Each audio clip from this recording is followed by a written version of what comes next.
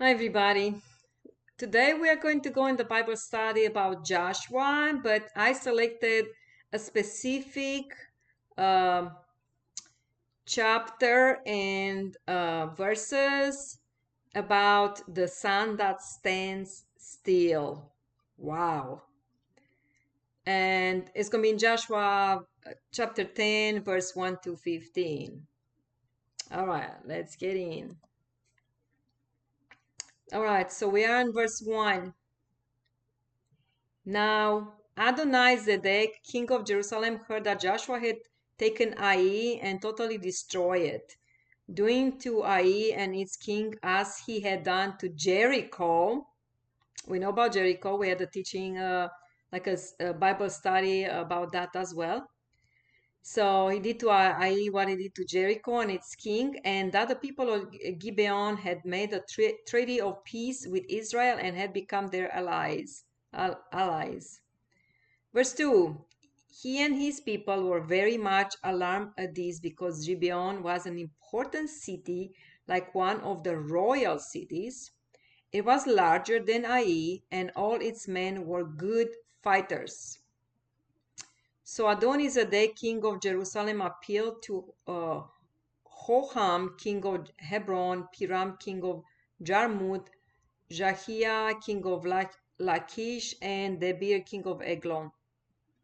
Come up and help me attack Gibeon. He said, because it has made peace with Joshua and the Israelites. So these kings, woo, um, king of Jerusalem, Hoham,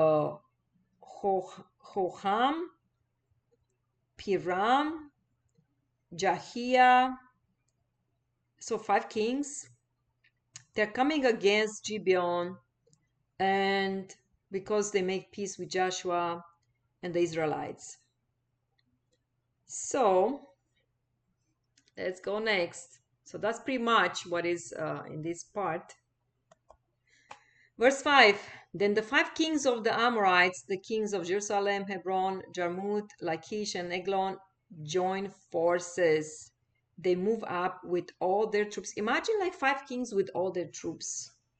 There'll be thousands and thousands of troops. And they joined forces. They moved up with their troops and took up positions against Gibeon and attacked it. Then the Gibeonites sent word to Joshua in the camp of Gilgal, do not abandon your servants. Come up to us quickly and save us. Help us because all the Amorites, kings from the hill country, have joined forces against us. And guess what? As you guys, you don't know Joshua as well as I know Joshua, he's going to help. So verse 7, so Joshua marched up from Gilgal with his entire army, including all the best fighting men. The Lord said to Joshua, do not be afraid of them. I have given them into your hand. Not one of them will be able to withstand you. Wow. So God already made a promise to Joshua. And what was in order to fulfill that, what God told him first?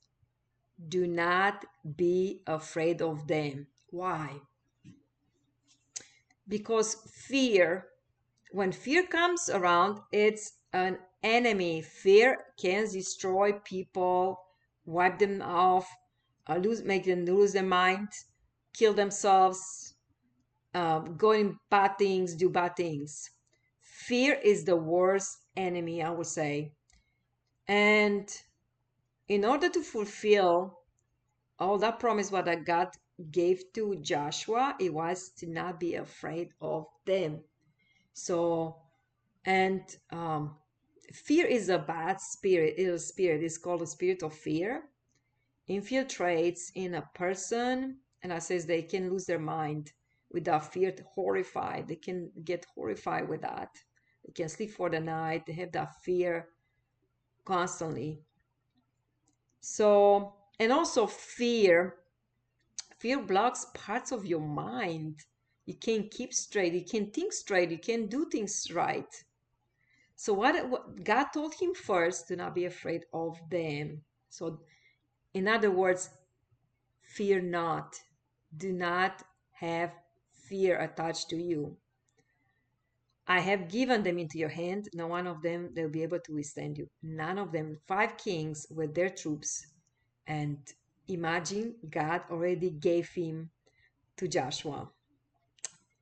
It sounds actually very good just to have a God,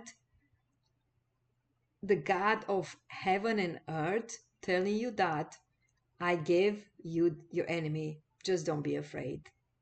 It's all yours. You already won. Wow. Let's go next. Verse 9. After all night march from Gilgal, Joshua took them by surprise. They kind of expected that Joshua was going to join forces um, against them, but Joshua took them by surprise. The Lord threw them into confusion before Israel, so Joshua and the Israelites defeated them completely at Gibeon. Israel pursued them along the road, going up to Beth Horon, and cut them down all the way to Azekah and Makkedah. As they fled before Israel on the road down from Beth Horon to Azekah, the Lord hurled large hailstones down on them, and more of them died from the hail than were killed by the swords of the Israelites. I tried to have a pictures with the hail coming down. Hail can be hailstones. It can be as big as a not baseball, golf ball. It could be baseball. I never heard about that. But like a golf, when you play golf, um, it can be that big. Imagine like kind of stones of ice coming on your head or all over you. Imagine that. It hurts. And they went on their enemy. Head, arms, you name it, came one after another. That was like another army of God.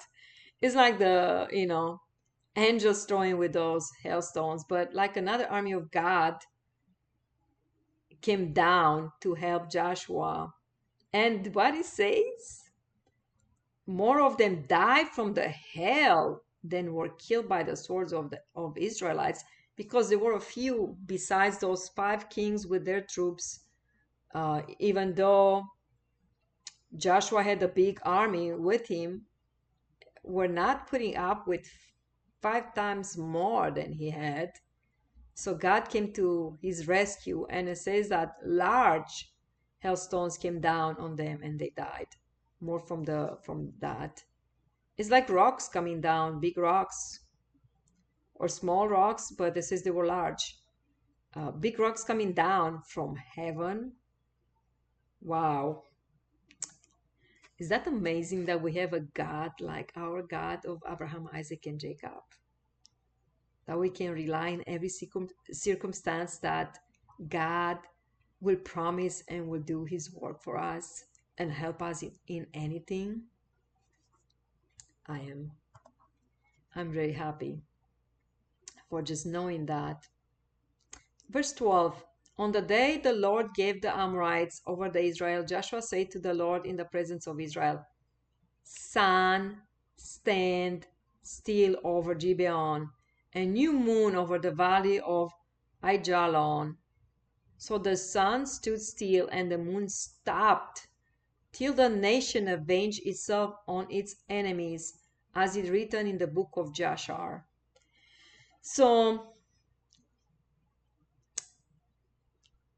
he's fighting. So there are like 5 of the troops. So is now he's fighting Amorites. And Joshua said to the Lord in the presence of the whole Israel. And I like this picture that he is holding the hand up. It's pretty much towards God, but he talks to the sun, and then he talks to the moon. So he says like that, sun, stand still over Gibeon. Why? Because they lost daylight. They were fighting. They were like winning, but it says the sun was about to go down soon, and as soon as the sun would go down, it would be dark. It would be hard to find the enemy and destroy them, kill them. So he had a good idea. And I think this was also like a revelation from God what to do next. He's like, what am I going to do, God? Help me out. It doesn't say here. Probably we're saying the book of Joshua. I have the book. It's like a historical book beside the Bible, how things went. So I'm still reading it. I didn't finish it yet because it's a lot. It's like another Bible beside it. And so he tells the sun to stand still. I say was guided by God. Tell the sun, use the nature to come to your rescue, like the hailstone. Sorry about the dog. Is barking for outside people walking around. Um, use what I gave it to you. You have dominion over sun, moon, hailstone. Use the nature that will fight for you, like the hailstone. Now use the sun and command the sun, because you have dominion over, command the sun to stand still. And the sun stands still. And the moon, because the sun goes down, the moon comes up. So make sure that both of them, they stand still. They will not move at all. And they will stay in the place till they avenge their enemies. So verse 13, so the sun stood still and the moon stopped till the nation avenged itself on its enemies, as it is written in the book of Joshua. I say, I have the book. I am reading it. It is a lot, and I have to go slowly because there's lots of information. I know the Bible, but this goes beside the Bible. And guess what?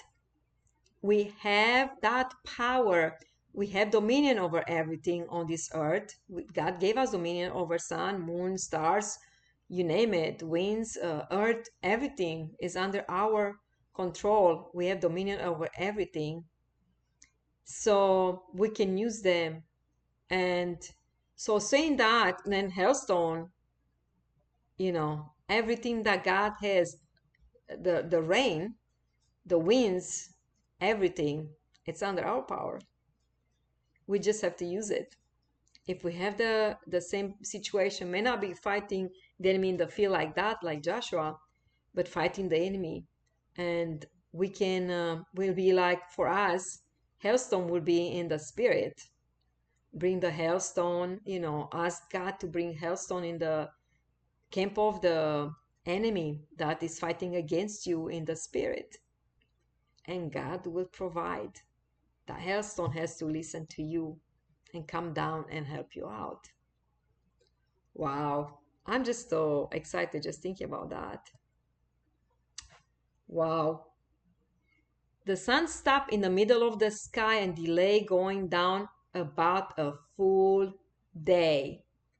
He predicted what's going to happen, Joshua, and then he commanded the sun and the moon. He predicted, okay, if this goes like this, we'll have like maybe a couple of hours, we are going to be defeated because of the darkness.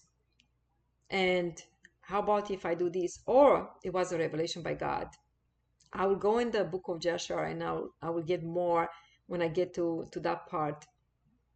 But so far we have what we have here. The sun stopped in the middle of the sky and delay going down about a full day. There has been a day like it. There has never been a day like it before or since, a day when the Lord listened to a human being. Surely the Lord was fighting for Israel. Then Joshua returned with all Israel to the camp of Gilgal, and God gave them victory. Victory is ours, whether we use the all the nature that is for us to help us to win. God will help us, and we just have to call them and what we need in time of need. But it says that it never been like that for God listening to a human being, and definitely he liked God liked Joshua because he was always seeking God's face, and he guided the Israel people into the Holy Land, defeated, the giants in the land. So God liked very much Joshua. He was a warrior. He David was called like a man after God's own heart, but Joshua one was one of the kind. Wow. I enjoy this. I hope you enjoy it as much as I enjoy it. And till next time, we say goodbye. Goodbye now.